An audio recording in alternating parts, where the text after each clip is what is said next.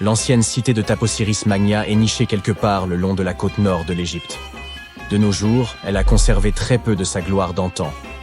Mais ce qui se trouve en dessous pourrait bien détenir la clé d'un célèbre mystère. Celui de Cléopâtre, l'une des reines d'Égypte les plus mémorables de l'histoire. Le tunnel récemment découvert est également connu comme un prodige de géométrie pour son époque. Des fouilles ont mis à jour une structure de 13 mètres de long enfouie dans le sol et partiellement immergée. Sa forme et ses techniques de construction sont semblables à celles du tunnel de Palinos. Une autre incroyable découverte de l'Antiquité. Ce dernier se trouve sur l'île de Samos, en Grèce, et a été réalisé en creusant simultanément à partir de 2 points, dans le but de les faire se rencontrer au milieu. L'utilisation des mathématiques et de la géométrie pour réaliser cet ouvrage était d'une précision stupéfiante pour l'époque, d'autant plus qu'il traverse une montagne de part en part. Les archéologues qui travaillent sur le site de Taposiris Magna depuis 2004 pensent que ce tunnel pourrait mener au tombeau perdu de Cléopâtre. Les indices qu'ils ont découverts jusqu'à présent semblent étayer cette théorie. Pour commencer, la ville et son temple ont été construits par l'un des ancêtres de Cléopâtre, Ptolémée II. Toute son architecture semble indiquer que la cité était dédiée à l'ancien dieu Osiris et à sa reine, Isis. Tout au long de son règne, Cléopâtre a cherché à s'associer à la déesse. Il ne serait donc guère surprenant qu'elle ait choisi cet endroit comme lieu de dernier repos. Les archéologues n'ont pas encore réussi à localiser le tombeau de Cléopâtre, mais les recherches se poursuivent avec l'aide de la technologie moderne. Pour mieux étudier cet emplacement, les chercheurs ont même eu recours à un dispositif spécial, appelé radar à pénétration du sol. Cet outil nous permet d'analyser ce qui se trouve sous la terre, sans avoir besoin de l'excaver. Comme ce tunnel est très ancien, les recherches doivent être menées avec la plus grande délicatesse. Voir des images de ce qui se trouve sous terre avant de commencer à creuser est incroyablement utile, et c'est ce que l'on fait ici depuis 2011. La découverte finale de la tombe de Cléopâtre pourrait nous aider à reconstituer son histoire. Surtout ce qui aurait pu se passer lors de la dernière partie de son règne, qui est encore entourée de mystères. Nous ne connaissons toujours pas la cause exacte de son décès. Certains pensent qu'elle aurait pu se laisser délibérément mordre par un cobra égyptien venimeux. D'autres ont suggéré qu'elle était tout à fait accoutumée au poison, en dissimulant même dans sa brosse à cheveux, au cas où le besoin s'en ferait sentir. Mais cela ne veut pas nécessairement dire qu'elle ait choisi de l'utiliser sur elle-même. Nous avons beaucoup d'autres informations intéressantes sur Cléopâtre, qui sont tout aussi dignes d'intérêt, comme le fait qu'elle ait eu sa propre styliste. La plupart des images que vous avez vues représentant la célèbre reine montrent que ses yeux étaient cernés de colle noire. Ce look aurait été créé par Airas, une servante connue pour avoir été sa cosméticienne attitrée. Elle traçait une longue ligne de ses yeux jusqu'à ses tempes, une technique de maquillage encore utilisée aujourd'hui pour mettre les yeux en valeur. Airas aurait été une figure importante tout au long de sa vie, officiant également comme sa confidente et sa plus proche amie. Il existe même quelques théories qui suggèrent qu'Airas se tenait à ses côtés lorsqu'elle a mis fin à ses jours. Malgré ses tenues recherchées, Cléopâtre n'était pas aussi belle qu'on le décrit. Ou du moins, c'est ce que pointent des recherches récentes. Certes, si l'on regarde les films et l'iconographie moderne, elle est représentée comme une femme d'une extrême beauté, aux traits symétriques et délicats. Toutefois, si l'on examine les pièces de monnaie représentant son profil de l'époque, son apparence laisse beaucoup à désirer. Son image sur les pièces de monnaie a peut-être également été exagérée, pour donner à la reine une apparence plus reconnaissable aux yeux de son peuple. Ainsi, il n'existe aucune source véritablement fiable pour confirmer son aspect. Mais sa description dans la plupart des textes de l'Antiquité évoque ses autres qualités, comme son éloquence et sa personnalité, plutôt que sa beauté. Cléopâtre est peut-être la reine égyptienne la plus célèbre à ce jour, mais elle n'était pas non plus le premier choix. Elle avait une sœur aînée, Bérénice, qui n'aura que très brièvement occupé le trône. Cette dernière ayant été renversée après 3 ans de règne, Cléopâtre s'est donc habituée à endosser le rôle et a commencé à se consacrer à sa propre éducation. Elle voyageait fréquemment à travers le pays pour se familiariser avec son peuple et avec leurs besoins. Elle n'avait que 18 ans lorsque les rênes du pouvoir lui ont été transmises, et elle a immédiatement gagné en popularité en raison de sa grande intelligence et de son instruction. Son goût pour la littérature était également renommé. On savait qu'elle était friande des œuvres d'Homère, le célèbre poète grec. Cléopâtre aimait d'ailleurs autant écrire qu'elle aimait lire. Il existe même des suppositions selon lesquelles elle aurait écrit un livre sur la médecine et les cosmétiques, mais nous n'avons aucune preuve à ce jour que ce travail ait jamais existé. Être une grande souveraine à cette époque signifiait qu'il était indispensable de parler plusieurs langues. Cléopâtre l'avait clairement compris. Et c'est pourquoi il se murmure qu'elle en connaissait de nombreuses, à des degrés divers. Certains archéologues ont suggéré qu'elle maîtrisait le grec, l'égyptien et l'éthiopien, ainsi que de nombreux dialectes arabes. Elle aurait également pu parler latin, mais il y a peu de preuves pour soutenir cette hypothèse. Elle n'avait peut-être pas des traits angéliques, mais Cléopâtre faisait vraiment attention à son apparence, à commencer par son alimentation. Elle aimait les repas simples, notamment une variété de poissons. Étant donné qu'elle vivait près de la mer Méditerranée, ce n'est vraiment pas une surprise. En guise de friandises, elle raffolait des pigeons farcis, qu'elle servait également à ses invités. D'autres plats au menu comprenaient des légumes et de la soupe de fèves. Les fruits et les noix n'étaient pas en reste dans son alimentation, et elle était également une grande amatrice de miel. Récemment, une équipe d'experts a même essayé de reproduire son célèbre parfum. Voyez cela comme l'équivalent antique du Chanel numéro 5. Cléopâtre était connue pour être une grande amatrice de parfums luxueux, dont elle croyait même qu'ils pouvaient influer sur la manière dont les gens la percevaient. La base de ce parfum est la myrrhe, une résine récoltée sur un arbre local. D'autres ingrédients ajoutés au mélange étaient également répandus à l'époque, comme la cardamome, l'huile d'olive et la cannelle. Le résultat peut ne pas être aussi fragrant que les parfums que nous connaissons et employons aujourd'hui. Sa consistance était beaucoup plus épaisse, mais le parfum durait beaucoup plus longtemps. Quand elle était à l'apogée de sa gloire, Cléopâtre aurait bien pu être la personne la plus riche au monde. À cette époque, elle régnait sur un territoire qui s'étendait à travers la Méditerranée, de la Libye actuelle à l'ouest, en passant par l'Égypte jusqu'à la Syrie tout à l'est. À l'époque, c'était le plus grand territoire jamais dirigé par une femme. En monnaie d'aujourd'hui, sa fortune aurait donc pu avoisiner les 95 milliards de dollars. Les calendriers que nous utilisons aujourd'hui ont peut-être été introduits par Cléopâtre elle-même. C'est elle qui aurait présenté l'idée des années bissextiles et des jours intercalaires à Jules César, le général romain avec lequel on sait qu'elle était très proche. Suivant ses conseils, César aurait fait de ces ajustements une partie intégrante du calendrier romain. Les anciens Égyptiens savaient déjà que l'année était plus longue que 365 jours exactement. Ils ont découvert cela en étudiant l'étoile la plus brillante dans le ciel, appelée Sirius, et en ont conclu qu'une année durait en réalité 365 jours et un quart. C'est Elizabeth Taylor qui a fameusement introduit Cléopâtre dans l'imagerie populaire, lorsqu'elle l'a interprétée dans le film du même nom en 1963. À ce moment, il s'agissait du film le plus coûteux jamais produit. Il n'était censé coûter qu'environ 2 millions de dollars, mais a fini par engloutir l'incroyable somme de 44 millions. C'était principalement dû à des problèmes de scénario et de production. Pour réaliser ce film emblématique, les producteurs ont dû créer 79 décors de toutes pièces, ainsi que plus de 26 000 costumes pour le reste du casting. Rien que les costumes de Cléopâtre d'Elizabeth Taylor ont coûté environ 2 000 dollars. Heureusement pour les producteurs, le film a fait les gros titres et a été très bien accueilli par la critique, ce qui en fait un succès au box-office. Certains associent Cléopâtre à un autre célèbre souverain d'Égypte, le pharaon Toutankhamon. C'est une erreur. Car hormis le fait qu'ils aient en tous deux été des pharaons égyptiens, ils n'ont rien d'autre en commun. Pour commencer, Toutankhamon a vécu environ 1300 ans avant Cléopâtre. Et ils ne partageaient même pas la même ascendance. Cléopâtre avait des racines grecques macédoniennes, tandis que Toutankhamon était un Égyptien du pur souche. Nul homme ne retrouvera jamais mon tombeau. C'est, selon la légende, ce qu'aurait un jour déclaré Cléopâtre. Il ne s'agissait pas réellement d'une question de sexe. Elle ne souhaitait simplement pas qu'une âme vivante vienne troubler son repos. Et je pense qu'elle signifiait par là qu'aucun être humain ne parviendrait jamais à localiser sa tombe. Pourtant, contre toute attente, c'est bien une femme qui s'est approchée plus que quiconque de cet objectif tant convoité. Faites la connaissance de Kathleen Martinez-Berry, une avocate pénaliste dominicaine devenue archéologue. Sa fascination pour Cléopâtre fut telle qu'elle décida de tout quitter pour partir en Égypte, sans le moindre appui officiel ni même l'aval des autorités. Son seul moteur, une détermination inébranlable à retrouver la dernière demeure de la reine.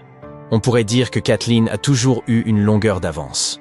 Élève précoce, elle sauta plusieurs classes, maîtrisa le piano, les échecs, la natation et les arts martiaux, et grandit dans un environnement où les plus brillants esprits venaient débattre sous son toit. Diplômée en droit à 19 ans, elle nourrissait depuis longtemps une passion pour l'archéologie, bien qu'elle n'ait jamais mis les pieds en Égypte, ni participé à une seule fouille. Son obsession pour Cléopâtre remontait à un échange animé avec son père en 1990. Ce jour-là, elle pénétra dans la bibliothèque familiale en quête d'un exemplaire d'Antoine et Cléopâtre de Shakespeare. Son père, Fausto Martinez, professeur et expert en droit, qualifia alors la reine d'Égypte de simple séductrice. Kathleen ne pouvait s'y résoudre. Elle riposta avec ferveur, soutenant que l'histoire avait profondément dénaturé l'image de Cléopâtre. Selon elle, les Romains s'étaient appliqués à détruire sa réputation, et pendant des siècles, on s'était contenté d'adhérer à leurs récits. La discussion s'éternisa des heures durant, jusqu'à ce que son père concède qu'il avait peut-être jugé la souveraine trop hâtivement. Cette conversation marqua un tournant décisif. Dès lors, Kathleen se plongea dans l'étude des textes antiques, accordant une attention particulière aux récits de Plutarque sur Cléopâtre et Marc-Antoine.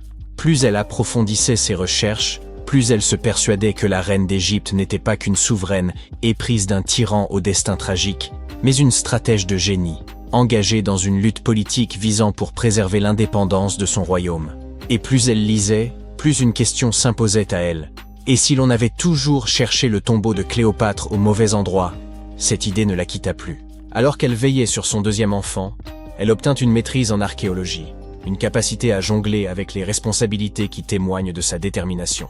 Cette quête raviva l'obsession qui allait désormais guider sa vie, percer le mystère du tombeau de Cléopâtre. Si la majorité des spécialistes estiment que la reine repose sous l'Alexandrie moderne, en compagnie de 13 autres souverains ptolémaïques, Martinez défend une hypothèse radicalement différente. Elle est convaincue que Cléopâtre a été inhumée à Taposiris Magna, un temple ancien dédié à Osiris, dieu de l'au-delà. Mais pour confirmer cette intuition, il lui fallait encore mettre la main sur un cartouche remontant à sa fondation. Ces plaques, de la taille d'un smartphone, étaient enfouies sous les structures sacrées et comportaient de souvent des inscriptions relatant la date et la raison de la construction du temple. Si elle parvenait à découvrir une plaque attestant que l'édifice était voué à Isis, divinité tutélaire de Cléopâtre, elle disposerait enfin d'une preuve tangible qu'elle fouillait au bon endroit. Rien ne pouvait la détourner de son objectif. Martinez et son équipe fouillèrent l'ensemble du site, creusant plus profondément que quiconque avant eux. Ils découvrirent des pièces de monnaie frappées à l'effigie et au nom de Cléopâtre, qui établissaient un lien direct entre la souveraine et ce lieu. Puis, ils mirent au jour un élément encore plus fascinant. Un tunnel souterrain qui acheminait autrefois l'eau depuis le temple jusqu'à la Méditerranée. Si une partie de l'édifice s'était effondrée dans les flots, la tombe de Cléopâtre pouvait-il s'y trouver lui aussi? Pour poursuivre ses recherches sous-marines, Martinez devait convaincre les autorités égyptiennes de lui accorder leur soutien. Contre toute attente, elle parvint à exhumer le cartouche de fondation tant convoité. Il révélait qu'un pharaon avait dédié une vaste région de Nubie à la déesse Isis. C'était la confirmation tant attendue. L'inscription prouvait que le temple était bien consacré à Isis, confirmant que la théorie de Martinez n'était pas sans fondement. Si un temple se dressait encore sur la terre ferme, elle en déduisait qu'un second, peut-être même le tombeau de Cléopâtre, s'était effondré dans la mer. Pour étayer cette hypothèse, elle avait besoin d'experts en archéologie sous-marine. Elle contacta donc Robert Ballard, célèbre pour avoir découvert l'épave du Titanic. Avec l'aval de l'Égypte, son équipe se mit à sonder les eaux au large d'Alexandrie. Ce qu'ils mirent au jour dépassait leurs espérances. Sous l'eau, ils découvrirent d'imposantes structures de pierre, dont certaines atteignaient 2 à 3 mètres de haut, à l'endroit même où la côte se trouvait des millénaires auparavant. Parmi elles, figuraient aussi des blocs de basalte, le même matériau que celui des statues du premier temple. Une conclusion s'imposait. Ces pierres n'étaient pas de simples débris. Il s'agissait des vestiges d'une cité engloutie, ensevelie sous les flots depuis des siècles. Désormais, il ne reste plus qu'à attendre pour savoir si Martinez et son équipe parviendront à percer l'un des plus grands mystères de l'Antiquité, laissé par l'exceptionnelle Cléopâtre. Revenons un peu en arrière. À la mort de son père, Ptolémée le XIIe, le trône égyptien revint officiellement à la fois à Ptolémée XIIIe et à Cléopâtre, du moins en apparence. Alors âgée de 18 ans, Cléopâtre aurait épousé son frère de 10 ans, une pratique courante parmi les dynasties de l'époque. bien qu'aucune preuve formelle ne permette de l'affirmer avec certitude. Mais l'union ne dura pas. Très vite, le jeune Ptolémée décida qu'il voulait régner seul et chercha à évincer Cléopâtre. Contrainte de fuir l'Égypte, elle ne se contenta pas d'attendre son heure dans l'ombre. Déterminée à reprendre ce qui lui revenait de droit, elle leva une armée. À seulement 21 ans, elle se trouvait déjà dans le désert du Sinaï, à la tête de ses troupes, élaborant son retour triomphal au pouvoir. À cette époque, Cléopâtre entretenait déjà une alliance aussi stratégique que personnelle avec Jules César. En juin 47 avant Jésus-Christ, elle donna naissance à un fils, Ptolémée César, plus connu sous le nom de Césarion, que beaucoup considèrent comme l'enfant de César. Mais cela ne l'empêcha nullement de respecter les traditions royales égyptiennes. C'est ainsi qu'apparut dans sa vie un second époux, son autre frère, Ptolémée XIVe. Oui, malgré sa liaison avec César, Cléopâtre contracta une nouvelle union au sein de sa propre famille, car dans son univers, préserver le pouvoir dynastique était une priorité absolue. Toutefois, son mariage ne changea rien à la solidité de son lien avec César. Cléopâtre se rendit même à Rome aux côtés de Ptolémée XIVe pour une visite d'État. Mais au lieu de loger au palais officiel, elle s'installa dans la villa privée de César, sur les rives du Tibre. Cependant, en 44 avant Jésus-Christ, aux ides de Mars, l'assassinat de César bouleversa l'équilibre politique et mit en péril la position de Cléopâtre. Comme si cela ne suffisait pas, peu de temps après, Ptolémée XIVe trouva la mort. Certains soupçonnent même que Cléopâtre ait orchestré sa disparition, la laissant seule maîtresse de l'Égypte. Pendant ce temps, à Rome, Marc-Antoine consolidait son ascension, se rêvant l'héritier politique de César. Curieux d'évaluer la souveraine d'Égypte, il la convoqua. Cléopâtre ne manqua pas l'occasion de marquer les esprits. Elle fit son entrée sur une somptueuse barge, paraît-elle une déesse. Dès qu'il la vit, Antoine en fut immédiatement épris, à tel point qu'il abandonna son épouse restée à Rome pour suivre Cléopâtre à Alexandrie, où leur relation prit la forme d'une idylle à part entière. Ensemble, ils eurent 3 enfants, et s'engagèrent dans un conflit majeur contre Octave, fils adoptif de César, dans une lutte acharnée pour le contrôle de l'Empire romain.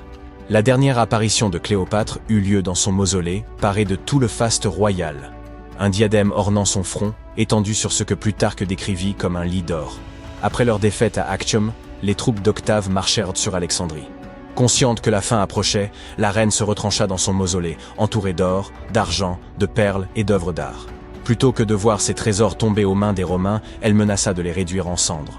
Antoine, refusant de son côté de tomber vivant entre les mains des Romains, se frappa de son propre glaive. Toutefois, avant d'expirer, il fut transporté auprès de Cléopâtre. Elle le serra contre elle tandis qu'il rendait son dernier souffle. Un peu plus d'1 semaine plus tard, Cléopâtre prit sa décision. Plutôt que de souffrir l'humiliation d'être paradée comme prisonnière d'Octave, elle mit fin à ses jours. Selon la légende, elle succomba à la morsure d'un aspic, bien que les sources historiques restent floues sur ce point. Elle n'avait alors que 39 ans, une existence qui, somme toute, fut assez bien remplie. En novembre 1922, un garçon marchant dans les montagnes désertiques d'Égypte a découvert des marches antiques taillées dans la roche. Par la suite, cette découverte est devenue l'une des plus grandes et des plus importantes découvertes archéologiques au monde. Cette marche faisait partie du tombeau intact de Toutankhamon. Les archéologues ont trouvé environ 5000 objets anciens, dont des bijoux, des tissus, des vases peints et des masques funéraires. Tu as probablement vu l'un d'entre eux. Il est devenu l'un des attributs les plus reconnaissables de l'Égypte ancienne. Plus de 100 ans se sont écoulés depuis. Aujourd'hui, l'humanité s'est enfin rapprochée d'une autre découverte de grande envergure, la tombe de Cléopâtre. Cette reine a été la dernière souveraine active du royaume ptolémaïque d'Égypte, qui a siégé sur le trône de 51 à 30 avant notre ère. Il existe de nombreux documents anciens sur Cléopâtre, son règne et sa personnalité hors du commun. Mais jusqu'à présent, personne n'avait découvert les secrets de son décès et de son lieu de sépulture. Kathleen Martinez, archéologue, étudie depuis des décennies les documents anciens et les temples autour d'Alexandrie et a conclu que la tombe de la reine devait se trouver sous la cité antique de Taposiris Magna, Tapusiris Magna, fondée en 280 avant notre ère. Il s'agissait d'une grande ville située sur la côte nord de l'Égypte, où des dizaines de milliers de personnes travaillaient dans le commerce et l'industrie. Et il semble que les suppositions du docteur Martinez se soient révélées exactes. Avec un groupe d'archéologues, Elle a découvert un tunnel souterrain secret près d'Alexandrie, d'une longueur d'environ 1300 mètres. Il a été creusé dans la roche sous le temple de Taposiris Mania. Au cours des fouilles, ils ont trouvé de nombreux éléments qui indiquent que la tombe de Cléopâtre se trouve dans les profondeurs du tunnel. Il est également possible qu'elle y soit enterrée avec le commandant romain Marc-Antoine. Selon des documents anciens, Cléopâtre et Marc-Antoine s'aimaient et s'opposaient ensemble au Sénat romain, qui déclarait Antoine traître.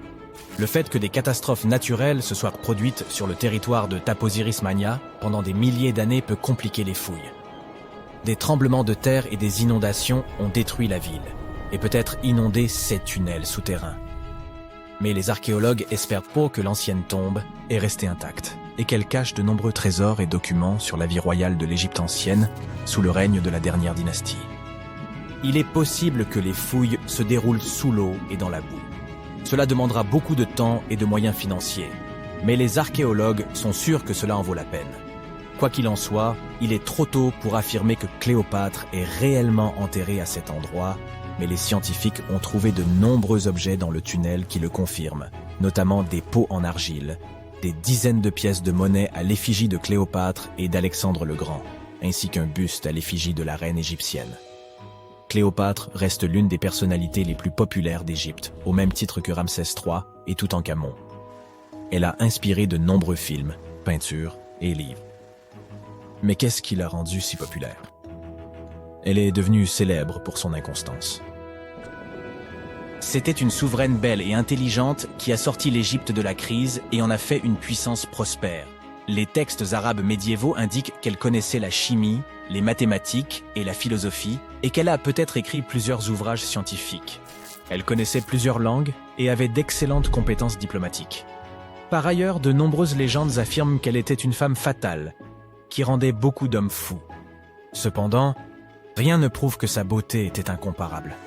Hollywood a créé l'image d'un modèle éblouissant en tournant plusieurs films dans lesquels des actrices célèbres interprétaient le rôle de Cléopâtre.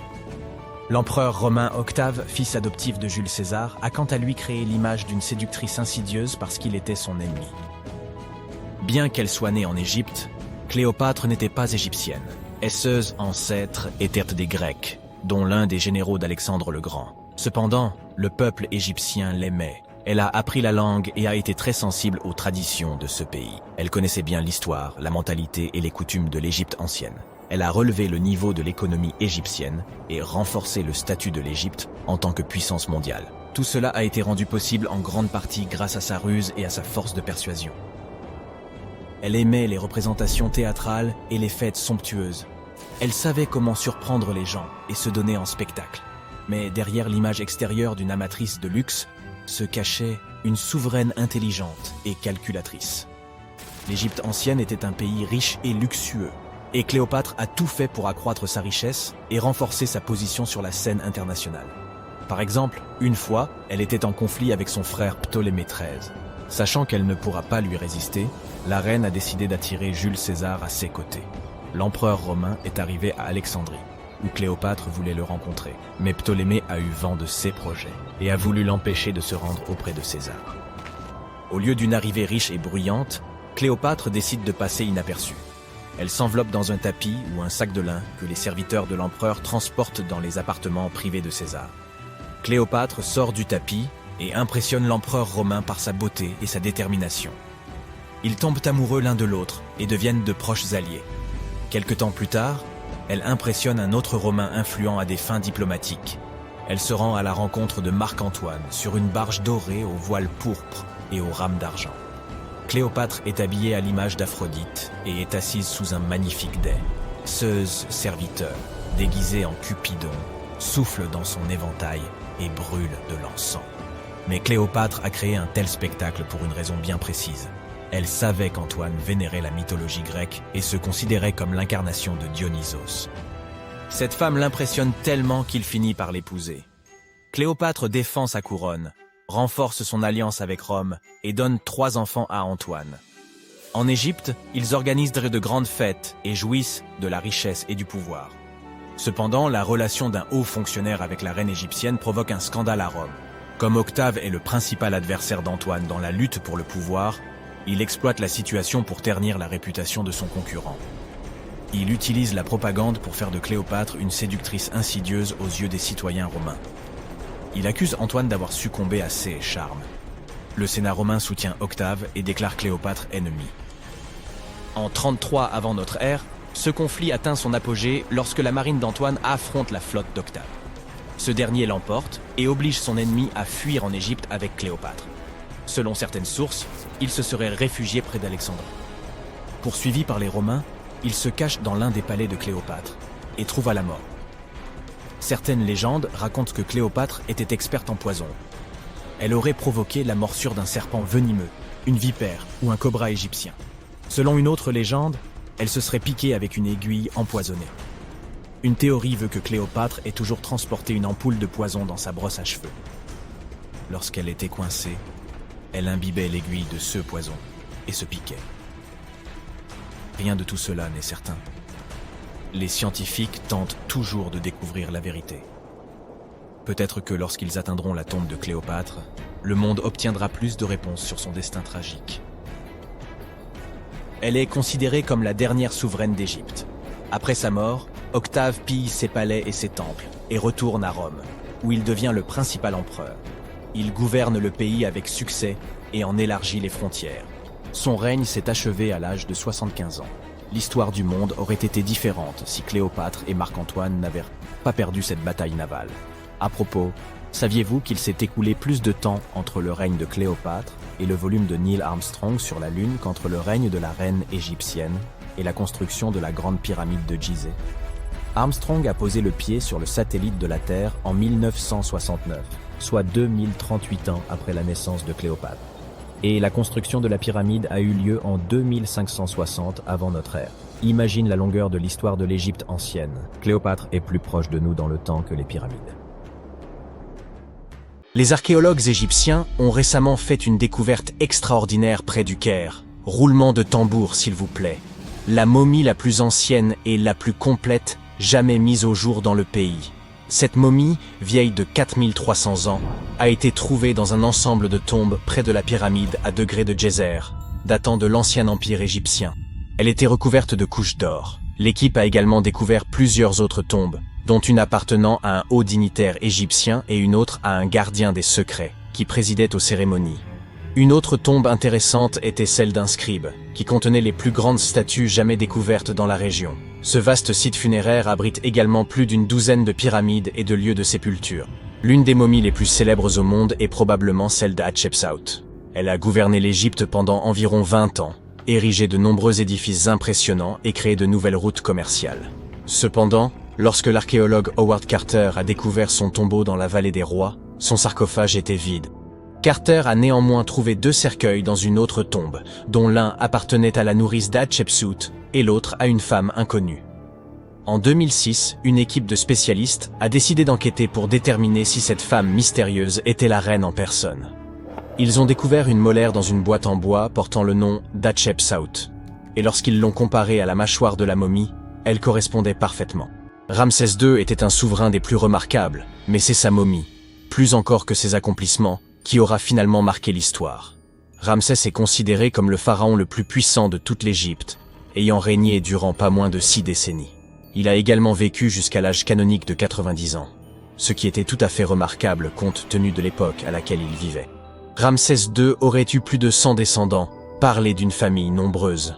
À sa mort, son corps fut initialement enterré dans la vallée des rois, mais des pillards tentèrent de dérober les trésors de son tombeau. Ses successeurs, ne pouvant tolérer de tels actes, déplacèrent donc son corps vers un lieu tenu secret pour le protéger.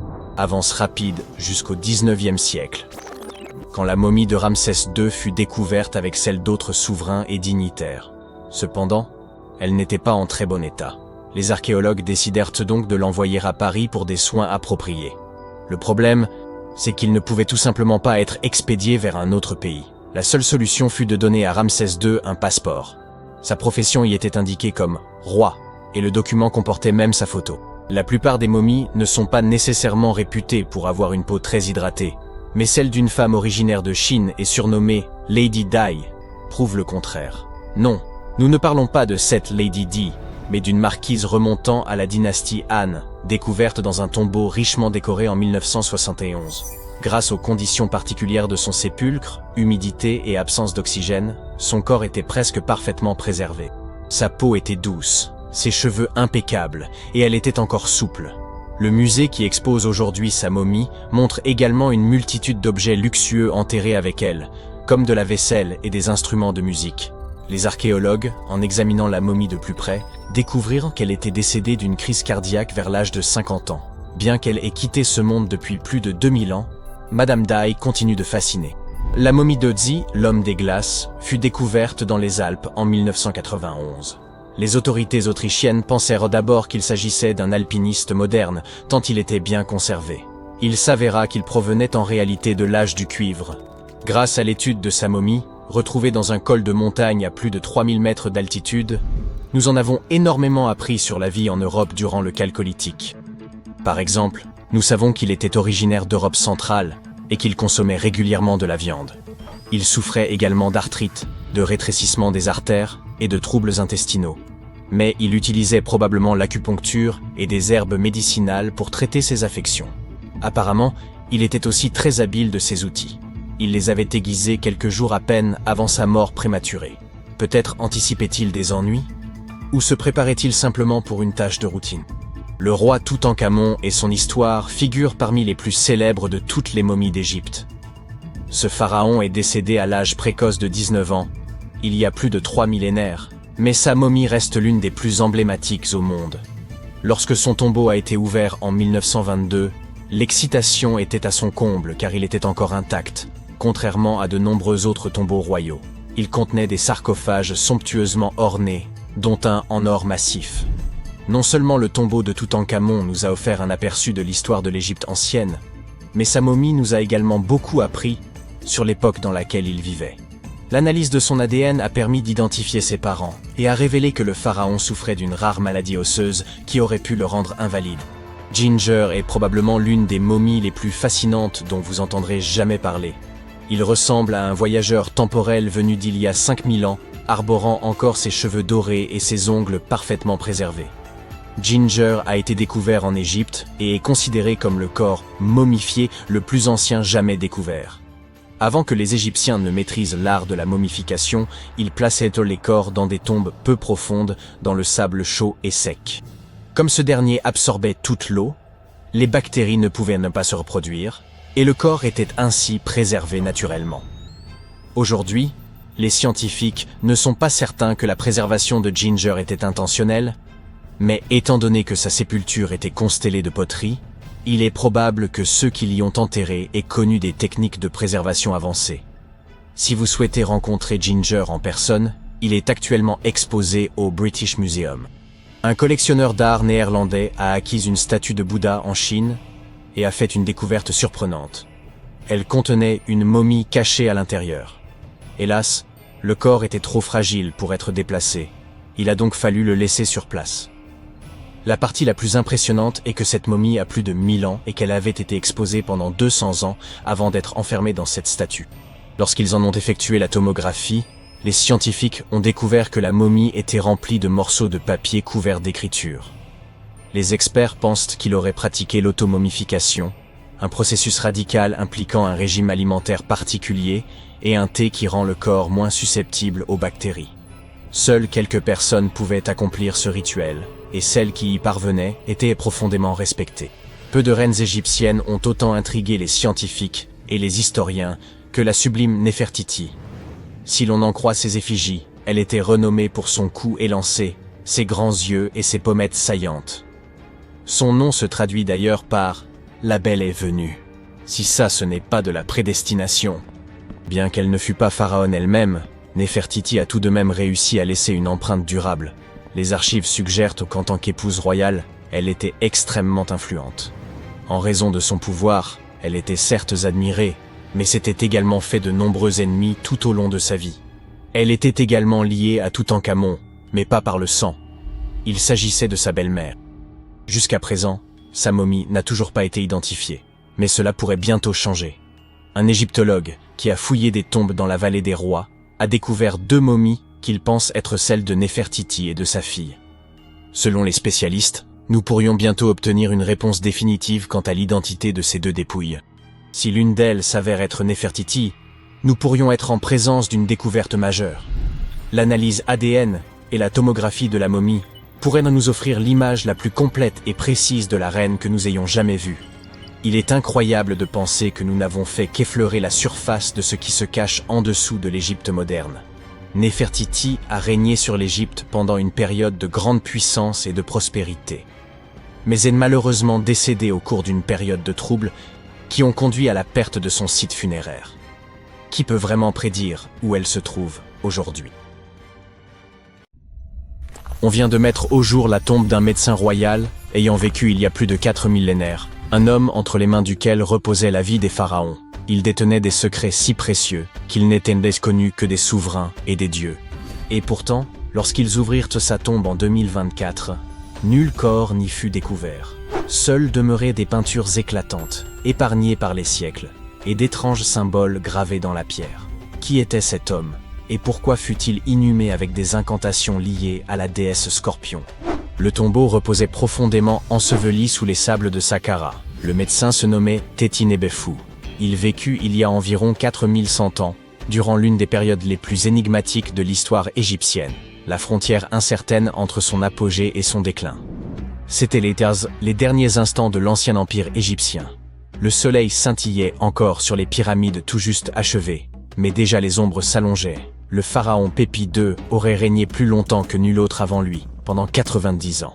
Or, à l'issue de son règne, le royaume se fissurait, l'autorité centrale se fragilisait, les chefs locaux prenaient de l'ascendant, et les crues du Nil devenaient capricieuses.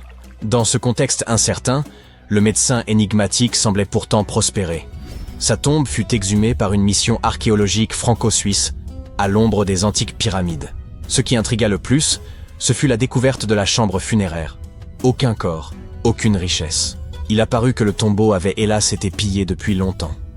Mais ce qui subsistait s'avérait encore plus fascinant. Les mots et les images gravées sur les parois. Les fresques conservent une intensité saisissante, des couleurs vives, miraculeusement préservées malgré les siècles passés sous terre. On y voit des jarres, des récipients, d'étranges motifs abstraits et des formes géométriques. Et surtout, les hiéroglyphes, des lignes entières d'écriture sacrée, gravées avec une précision telle qu'on croirait qu'une âme entière s'y est déversée. Ces inscriptions ont permis de découvrir la véritable identité de Téti-Nebefou. Il n'était pas un simple praticien. Il portait le titre de conjurateur de Serket. Serket, déesse égyptienne associée au scorpion, vénérée et redoutée, était censée neutraliser les venins, guérir les morsures et préserver les vivants des toxines. Ce titre de conjurateur indiquait que Téti-Nebefou était un spécialiste des piqûres et morsures dangereuses. Et si une tombe entière lui avait été consacrée, c'est sans doute qu'il était l'expert suprême d'Égypte en la matière. Un homme qui soignait à la fois par la médecine et la magie. Mais ça ne s'arrêtait pas là. Il portait également le titre rarissime de directeur des plantes médicinales, mentionné une seule autre fois dans toute l'histoire égyptienne. Ce qui signifie qu'il maîtrisait l'usage thérapeutique des herbes, racines et huiles avec un savoir inégalé. Vous vous demandez peut-être, quelle plante dans un pays dominé par le sable? Pourtant, les anciens Égyptiens utilisèrent des traitements à base de plantes qui seraient encore crédibles dans certains laboratoires actuels. Ils fabriquaient pilules, onguents et inhalateurs, choisissant un principe actif, un arôme pour en faciliter l'absorption, et un vecteur pour le diffuser dans le corps. Cela ne vous rappelle rien? Certes, ils ne disposaient pas d'une grande variété de plantes traditionnelles. Ainsi, certains ingrédients peuvent nous sembler étranges, comme le mélange d'excréments de crocodile et d'acacia avec du miel. Ils avaient même élaboré des recettes de crème contre les rides. Il apparaît aussi que ce guérisseur énigmatique portait le rare titre de dentiste en chef, une désignation quasiment absente des archives antiques. Les preuves de la pratique dentaire en Égypte ancienne sont extrêmement rares. Ce savant ne se contentait donc pas de combattre les venins ou d'étudier les plantes. On lui confiait également le soin des dents et des mâchoires, particulièrement démunis à l'époque. Les anciens Égyptiens ont beau avoir érigé des merveilles, leurs dents en ont souffert. Le sable se glissait constamment dans leur alimentation. Le pain bourré d'impuretés et les légumes crus râpaient l'émail, provoquant une pathologie redoutée, l'attrition. Les conséquences étaient mandat multiples, dont la perte prématurée des dents. Ils ont donc dû improviser. Par exemple, en concoctant le plus ancien dentifrice connu, à base de roche pilée, de menthe et de poivre, un mélange qui, ironiquement, irritait les gencives. Ou encore des pâtes dentaires à base de coquilles d'œufs, de pierre ponce et de natron, un minéral salé utilisé comme agent nettoyant. Ils développaient aussi des bains de bouche à base de céleri, de son et d'herbes pour apaiser ces maux. Certaines momies ont même été découvertes avec des appareils rudimentaires, des bagues métalliques et des fils d'or retenant les dents manquantes. On ignore toutefois s'il s'agissait d'un traitement pour les vivants ou d'un ornement funéraire destiné à l'au-delà. Tétinébeu maîtrisait donc tous ces domaines. 3 titres rares réunis en un seul homme. À son époque, il devait passer pour un véritable puits de science. Dans un monde sans technologie moderne, il faisait figure de magicien, capable de sauver une vie grâce à une simple feuille ou une banale écorce. C'est pourquoi les archéologues estiment qu'il ne s'agissait pas d'un médecin ordinaire. Il aurait été le médecin royal, celui qui veillait sur la santé du pharaon lui-même. On ignore quel roi il servait, peut-être Pépi en Meu, et qui sait, c'est peut-être à lui qu'il devait son exceptionnelle longévité. Si cela était avéré, Tétinébeu aurait alors été témoin de l'effondrement de l'ancien empire, observant la fin de l'âge d'or depuis le cœur du palais. Puis il fut enseveli après sa mort, et sa dépouille, dérobée ou perdue avec le temps. Mais l'équipe poursuit l'étude du tombeau, mettant encore au jour les traces de cet homme hors du commun. De manière générale, l'ancienne médecine égyptienne atteignait un niveau étonnamment avancé. Bien des pratiques nous paraissent encore familières aujourd'hui. Ils avaient des hôpitaux, des spécialistes, des interventions chirurgicales, et même des écoles de médecine. Hommes et femmes pouvaient devenir médecins. Ils utilisaient divers traitements et pratiquaient la chirurgie avec de vrais instruments. Scalpel, pince, fil de suture. Certains soignaient uniquement les yeux, d'autres les dents, l'estomac, ou ce qu'ils nommaient les maladies cachées.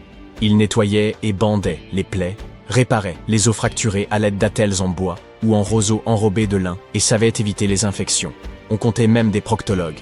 Ils ont aussi conçu les premières prothèses, comme un orteil en bois muni de lanières de cuir, permettant à des patients de retrouver une démarche normale. La plus ancienne prothèse connue date de 3000 ans. Mais le plus étonnant, c'est qu'ils ont aussi tenté d'extraire des tumeurs. Une étude récente a analysé un crâne vieux de 4000 ans, celui d'un homme d'une trentaine d'années. On y a trouvé des traces de tumeurs anciennes. Et autour de 3 d'entre elles, des incisions nettes faites à l'aide d'un outil métallique. Preuve qu'on a peut-être tenté de les retirer ou de les examiner. Était-ce un traitement? Une autopsie? On l'ignore. Un autre crâne, celui d'une femme âgée de plus de 50 ans, présentait les mêmes signes, mais aussi des fractures anciennes, parfaitement consolidées.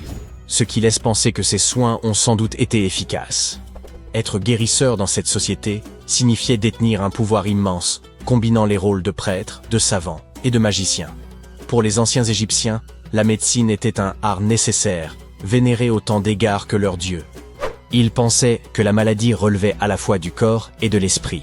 Ainsi, un médecin pouvait à la fois appliquer un onguent et réciter une incantation. Et bon nombre de leurs traitements portèrent leurs fruits. Leur réputation dépassait les frontières. Des souverains venus de contrées lointaines, comme la Perse, faisaient appel à eux. Même Homère affirmait que les Égyptiens étaient les guérisseurs les plus doués d'entre tous. Bien sûr, leur compréhension du corps humain n'était pas parfaite. Ils croyaient que le cœur gouvernait pensée et émotion, sans saisir le rôle du cerveau. Pourtant, leur méthode, observer les signes, établir un diagnostic, proposer un traitement, ressemble furieusement à celle de notre médecine moderne. Ils accompagnaient leurs gestes de prière, certes, mais ils refermaient aussi les plaies. Leur médecin le plus célèbre, Imhotep, était un véritable polymathe, architecte, prêtre, guérisseur. Il fut si admiré de son vivant qu'on finit par le vénérer comme un dieu de la médecine. Et oui, un simple mortel, promu au rang de divinité. Et dire qu'il a vécu 2000 ans avant Hippocrate, qu'on considère pourtant comme le père de la médecine.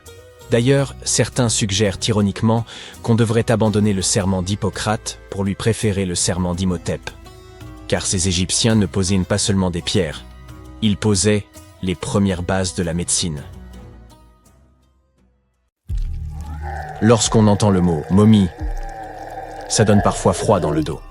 En effet, la plupart d'entre nous associent ce mot à ces personnages effrayants que nous avons vus dans des films d'horreur. En réalité, les momies nous ont permis de comprendre beaucoup de choses sur les civilisations anciennes, sur ceux qui les gouvernaient, et sur la façon dont les gens vivaient à la perte de leurs proches.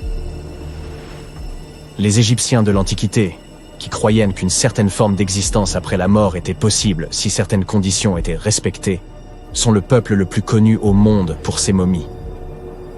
Ceux-ci préservaient effectivement les corps humains par le biais du processus de momification et plaçaient les momies dans des tombeaux équipés, un peu comme s'il s'agissait d'appartements. Pourquoi ce peuple y croyait-il? Eh bien, parce que la plupart étaient profondément liés à leur environnement naturel. Les Égyptiens étaient pleinement conscients des cycles naturels autour d'eux, comme le lever du soleil chaque jour ou de la lune la nuit, mais aussi de la façon dont la vie renaissait des plantes dans un cycle perpétuel, même à voir faner. Ils croyaient également que le puissant esprit Osiris, qui représentait le cycle de la disparition et de la résurrection, jouait un rôle dans ce processus. Pour se préparer à l'au-delà, les Égyptiens de l'Antiquité suivaient certains rituels, comme la momification, qui consistait à utiliser des éléments aussi variés que le miel, les résines ou encore l'encens pour préserver les corps. Aucune momie n'est plus célèbre que celle du roi Tut, Toutankhamon. Ce jeune pharaon régna sur l'Égypte il y a plus de 3000 ans. Un problème majeur lors de la découverte des tombes royales est que la plupart ont déjà été pillées au moment où on les retrouve. Le peuple savait que les souverains laissaient de nombreux objets de valeur à leur côté après leur mort, ce qui rendait ces lieux de sépulture vulnérables face aux voleurs. Étonnamment, lorsque la tombe du roi Tut fut ouverte en 1922, les gens se réjouirent, car elle n'avait pas été volée à l'instar de beaucoup d'autres tombes royales. C'est dire à quel point elle était bien cachée. À l'intérieur, sa momie était enfermée dans 3 cercueils au total, dont un en or. Les objets trouvés dans sa tombe furent très révélateurs de ce qu'était l'Égypte antique. L'étude de sa momie nous a également permis d'en savoir plus sur la culture et les pratiques en vigueur à l'époque où il est décédé. Enfin, les recherches liées à son ADN nous ont conduit à obtenir des informations sur sa famille. En outre, les scientifiques purent découvrir qu'il avait, par exemple, souffert de la maladie appelée le paludisme, et d'un problème au pied susceptible de l'avoir gêné lorsqu'il marchait. Ramsès II est un autre pharaon égyptien qui a régné pendant 68 ans, ce qui n'était pas rien à l'époque.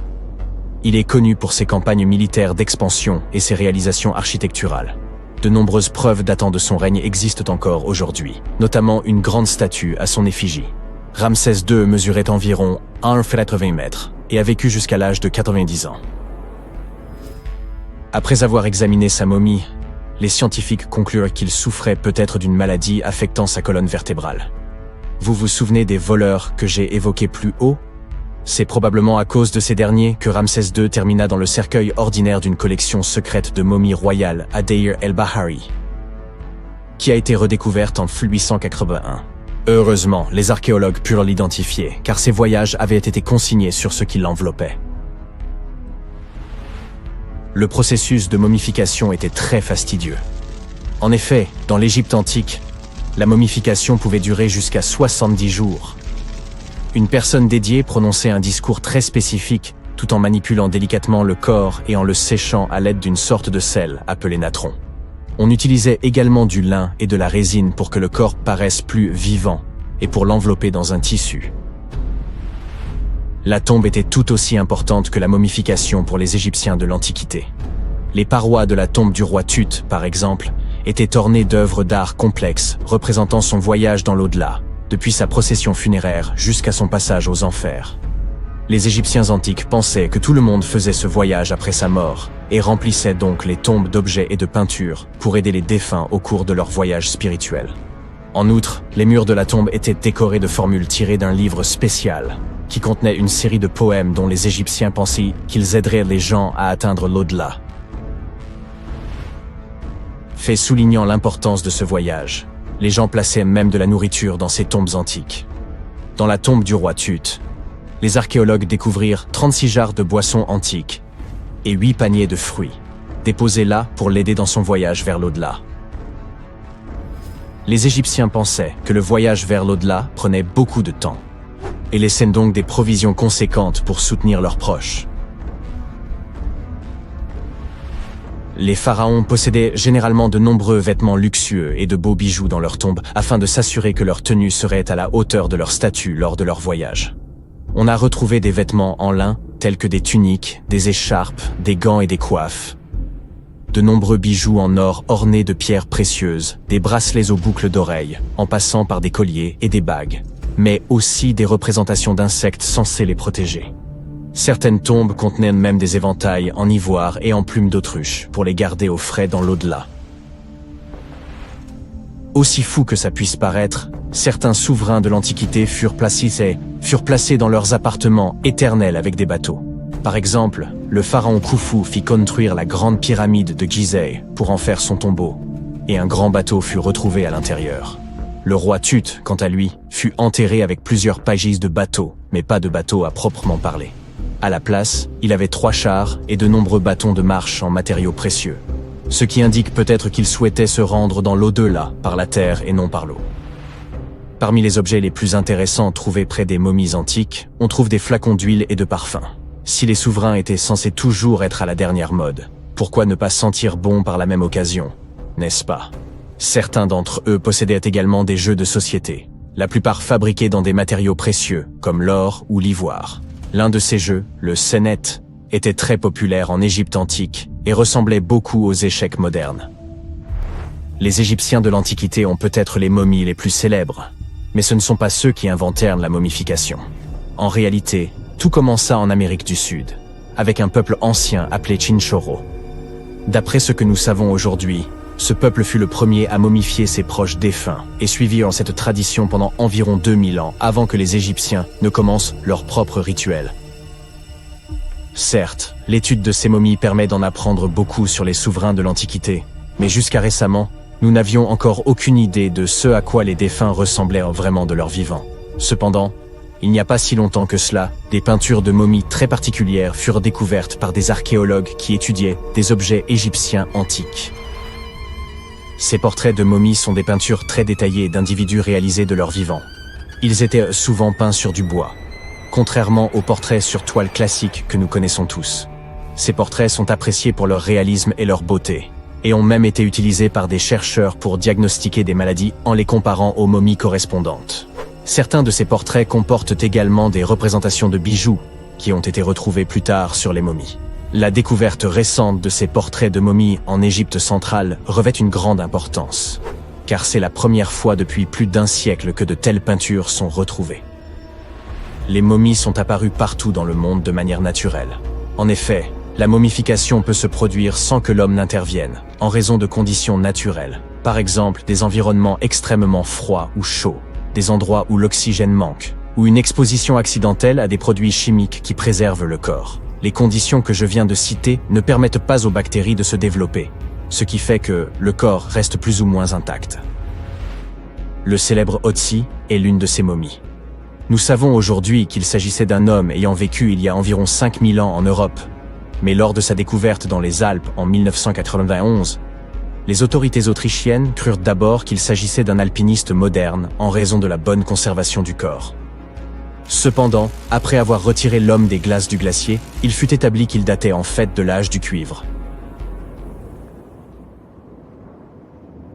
Contrairement à de nombreux autres sites funéraires de l'Égypte ancienne, la tombe du roi Toutankhamon est restée cachée, à l'abri des voleurs, pendant près de 3000 ans. L'une des raisons était que cette tombe était plus petite que la moyenne, et qu'elle était dissimulée dans le site de la vallée des rois. Cette région était déjà abondamment explorée au moment où l'on est tombé par hasard sur l'emplacement de la tombe du pharaon. L'entrée était complètement ensevelie sous les débris provenant de la construction d'une tombe voisine, ce qui a dû également aider à préserver son secret. Il n'y avait pas non plus la moindre inscription à l'extérieur de la tombe. Le passage du temps aura également joué un rôle dans son remarquable état de préservation jusque dans les années 20, lorsqu'un dénommé Howard Carter y est finalement parvenu. Mais Carter était-il un héros pour autant? Des découvertes récentes suggèrent qu'il aurait pu être moins honnête qu'on a pu le penser. Carter n'était pas seulement considéré comme un chasseur de trésors renommé, c'était un véritable archéologue. Il s'était, bien avant Toutankhamon, plongé dans la quête d'artefacts égyptiens. Il avait découvert son intérêt pour ces objets insolites dès l'enfance et avait rapidement commencé à reproduire les sculptures et les inscriptions découvertes dans les tombes anciennes. Après avoir découvert les restes du roi Toutankhamon, Carter aura passé près d'1 décennie à traiter et consigner toutes sortes d'objets, comme des trônes en or, des chars et des statues provenant de la tombe, les expédiant le long du Nil vers le musée égyptien du Caire. Du moins, c'était là l'histoire officielle. Des découvertes plus récentes affirment que tous ces objets n'auraient pas été remis aux officiels égyptiens. Une lettre retrouvée semble révéler ce qui fut la politique de Carter. 10 pour eux et 1 pour moi. Et 1. La lettre en question avait été envoyée à Sir Alan Gardiner, philologue et ami de Carter, et datait de 1922. Dans ses écrits, Carter mentionnait avoir découvert la tombe et demandait à son ami quelques conseils. Dans une autre lettre de 1934, Gardiner semblait remercier Carter pour un amulette qui lui aurait été envoyé comme cadeau de remerciement. Carter insistait sur le fait qu'elle ne provenait pas de la tombe de Toutankhamon, mais manifestement, c'est bien de là que venait. Le directeur britannique du musée égyptien était lui-même au courant des manigances de Carter, mais ne pouvait pas les prouver. Il a comparé l'amulette de Gardiner avec d'autres qui provenaient de la tombe de Toutankhamon, et aux surprises, elles se ressemblaient à s'y méprendre. Gardiner était tellement embarrassé d'avoir été mis dans une situation si délicate qu'il s'est plaint à Carter dans une autre lettre. En bon ami, Gardiner a préféré ne pas jeter l'opprobre sur le célèbre archéologue. À la place, il a conseillé à Carter de restituer ses objets volés au Caire, tout comme il vous conseillerait de donner un coup de pouce à cette vidéo et de vous abonner à la chaîne pour plus de vidéos incroyables sur les secrets les plus pharaoniques de l'histoire. Ce n'est pas le seul élément louche concernant le comportement de Carter après la découverte. En 1947, un dénommé Alfred Luca, qui avait travaillé aux côtés de l'archéologue controversé, a livré des informations dans une obscure revue Kerot. Il affirmait que Carter avait discrètement forcé la porte de la chambre funéraire par lui-même. Après quoi, il l'avait refermée comme si de rien n'était avant d'officialiser la découverte. Pourquoi aurait-il fait cela? Eh bien, la même théorie suggère que Carter et son équipe auraient pu pénétrer dans la tombe plus tôt afin de faire main basse sur quelques trésors anciens. Bien entendu, ces gens ne pouvaient pas risquer de revendre de tels objets de leur vivant, mais s'assureraient qu'ils soient vendus aux enchères après leur décès. Carter n'a cependant jamais rien avoué. Il n'a pas émis de démenti officiel non plus. Mais le gouvernement égyptien ne pouvait pas risquer d'autres disparitions inexpliquées. On lui a donc interdit l'accès à la tombe pendant un certain temps. Certains ont associé ces disparitions à la malédiction du roi Toutankhamon. Si vous n'en avez jamais entendu parler, sachez que cette histoire effrayante a passionné les foules peu après la découverte de la sépulture du pharaon. On prétendait que quiconque interférait avec la tombe du jeune roi serait poursuivi par la malédiction. Ce n'est pas aussi spectaculaire qu'une momie se lançant après vous, mais il se murmure que tous ceux qui ont perturbé la demeure de Toutankhamon ont rencontré des fins aussi mystérieuses que prématurées. Le décès le plus remarquable lié à cette prétendue malédiction est celui de George Herbert, le 5e comte de Carnarvon. C'est cet aristocrate britannique qui avait financé la quête de cette tombe, et il est décédé juste un an après l'ouverture du caveau. Aujourd'hui, les gens aiment y voir un grand mystère. Mais il se trouve qu'Herbert était déjà en très mauvaise santé lorsqu'il est parvenu au Caire, et qu'il a fini par succomber à une maladie commune. Maintenant, parlons chiffres. Beaucoup de monde s'est trouvé lié à l'ouverture de ce tombeau. Des gardes de sécurité, des archéologues et quantité d'ouvriers. Et certes, quelques-uns d'entre eux sont morts peu après que le tombeau a commencé à recevoir des visiteurs. Mais aussi attrayante que soit cette malédiction dans notre récit, statistiquement, si vous avez un groupe de personnes impliquées dans l'ouverture d'une tombe, vous devriez vous attendre à quelques décès, simplement du fait du hasard. La durée de vie moyenne de tous ceux qui auraient été frappés par l'ancienne malédiction était de plus de 20 ans après que le sort se soit abattu sur eux. La fille d'Herbert a même vécu jusque dans les années 80, soit 50 ans plus tard. Et Howard Carter lui-même a vécu jusqu'en 1939, soit 16 ans après la grande découverte. Certains ont suggéré que toute cette malédiction n'était rien de plus qu'une stratégie de communication soigneusement élaborée. Lorsque la tombe de Toutankhamon a été découverte, Howard Carter était soucieux d'en tenir les journalistes à l'écart. Ainsi, il aurait pu inventer une malédiction pesant sur quiconque se serait approché de la sépulture du jeune roi. Mais qu'a-t-on bien pu dérober dans la tombe de Toutankhamon? Eh bien, pour commencer, quelques bijoux. Ils pourraient avoir été volés par Howard Carter lui-même, selon un spécialiste français, qui a mené une recherche approfondie en examinant de vieilles photos prises à l'intérieur de la tombe dans les années 20. Il a comparé ces images à celles de divers objets provenant de musées et de ventes aux enchères. et il s'est rapidement mis à retracer l'itinéraire de certains des bijoux de Toutankhamon. Tout d'abord, il y a ce collier, qui ornait autrefois la poitrine du pharaon. Il était brisé en plusieurs morceaux, et certaines parties ont été envoyées via Carter au musée Nelson Atkins du Missouri. Pendant ce temps, d'autres morceaux ont été réarrangés en collier par des gens qui ont tenté de le vendre aux enchères en 2015, mais sans succès. Le musée Nelson Atkins lui-même ne nie pas les faits, puisqu'il confirme l'information sur son propre site web. Et puis, il y a la fameuse coiffe de Toutankhamon. Quelques perles de celle-ci auraient également été volées par Carter. Elles ont ensuite été enfilées pour former un nouveau collier, qui est aujourd'hui conservé au musée d'art de Saint-Louis. Un autre collier élégant, fait de céramique émaillée, a passé un certain temps au Metropolitan de New York. Heureusement, il a été renvoyé en Égypte il y a un peu plus d'une décennie. Il semble qu'il ait été, comme on pourrait s'y attendre, également volé par Carter. Malgré les articles manquants, la tombe de Toutankhamon a tout de même révélé une multitude d'objets incroyables, qui nous ont permis d'en apprendre davantage sur cette culture ancienne. Commençons par le célèbre masque funéraire. Il s'agit d'un énorme ouvrage en or de 53 cm de diamètre, orné de pierres semi-précieuses et de pattes de verre. Il pèse 10 kg et représente le jeune pharaon avec une longue barbe postiche et une coiffe surmontée d'un cobra et d'un vautour. Au dos, un sortilège tiré du livre des morts était censé assurer son passage dans l'au-delà. Toutankhamon était apparemment aussi passionné de jeux de société, notamment de sonnettes. On en a retrouvé 4 dans sa tombe, dont certains en ivoire. Les archéologues ont également trouvé une paire de sandales en or, bien qu'on imagine qu'elles aient été davantage pour l'apparat que pour le confort. En fait, le pharaon ne les a probablement jamais portées de sa vie. En parlant d'articles de mode, il semble que Toutankhamon ait été un souverain plutôt coquet. On a même retrouvé un mannequin dans son tombeau qui était utilisé pour choisir, ajuster et ranger ses tenues et ses bijoux. Le jeune roi semble également avoir apprécié la musique, d'après les 2 trompettes que les historiens ont retrouvées dans son tombeau. Bien qu'on en ait joué en 1939 lors d'une émission proposée par la BBC, les instruments sont aujourd'hui considérés comme trop fragiles pour être manipulés.